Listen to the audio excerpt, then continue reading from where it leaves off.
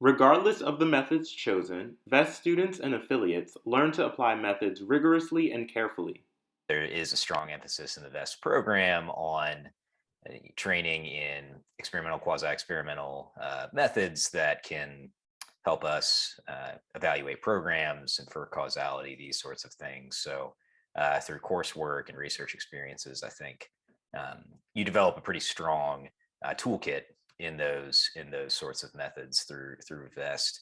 But in particular, I think the methods courses that we take, there's a sequence of methods courses that VEST fellows are required to take. And so even as a VEST affiliate, I wasn't necessarily required to take them, but I went ahead and followed that sequence anyway. And I was so glad that I did because I felt so. So we have data management, which was incredibly helpful for really wrangling, especially really large data sets that we often work with in educational research and messy data sets. And so data management was extremely helpful for that. Causal inference. It actually turned out to be, I won't repeat this in front of Luke Miller ever, but it turned out to be one of my favorite classes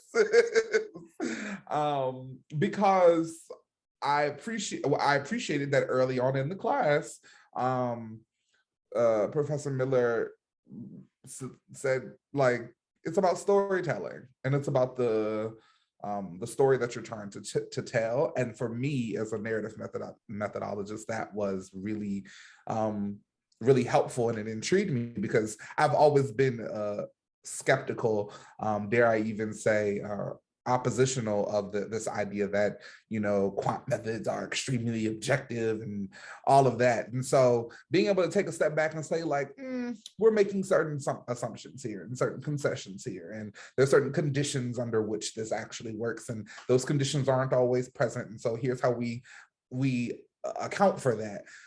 Causal inference allowed me to engage all of the complexity of causal inference models and designs, and I don't know. So it got to be more interesting and more like what I'm used to on the qualitative and mixed side of the house.